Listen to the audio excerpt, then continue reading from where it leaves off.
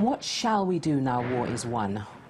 And common slaves have carried guns, have seen us fear, have watched us die, have been our equal eye to eye. It was a war that resulted in millions of deaths. But in the UK, the contributions of soldiers from Africa and the Caribbean are rarely mentioned.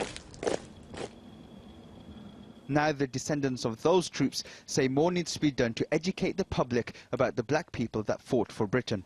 Well, I think we spent more time talking about horses than we have about the African and Caribbean contribution. And I don't mean to be flippant, but when you consider the extent of contributions that were made, that information isn't readily available. I had to dig really deep to find that information. Thompson is the great-great-grandniece of Walter Tull. During the war, he became the first man of Caribbean descent to command white troops in the British Army. He was killed in action in France. And Thompson, a poet and writer, thinks Tull's story deserves attention. My view is that Walter Tull is a national hero, and he should be recognised more so on a national basis, because that's inspirational. There is a statue of Tull, and the government released a coin in his honour, but he's still not a household name.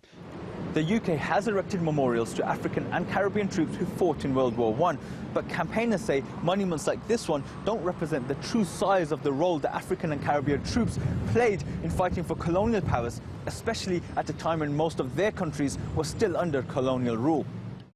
Over 135,000 African soldiers served on all sides. They fought in Europe and across Africa. In addition, over 1 million Africans were employed as labourers, provided logistical support in Africa's many theatres of conflict. 36,000 troops were raised by the colonial powers.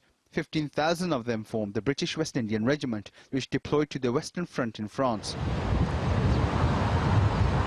But there's only one monument to soldiers from Africa and the Caribbean that were killed in both world wars in the whole of the UK. The North African... Jack Bueller designed that memorial. African and Caribbean soldiers were viewed as commodities. They were used and viewed as chess pieces to enhance a military strategy, which was to get the German territories in Africa.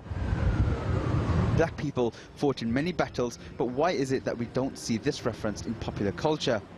Everything good has to be seen through a Eurocentric lens. So it's not convenient to explain that the first shot in World War I was fired by a black guy. That doesn't fit the narrative. Yes, so I'm really excited about There's plenty of proof of the role black colonial troops played in winning the war. The challenge now is for people like Nairobi Thompson and others to spread that knowledge. Baig, TRT World, London.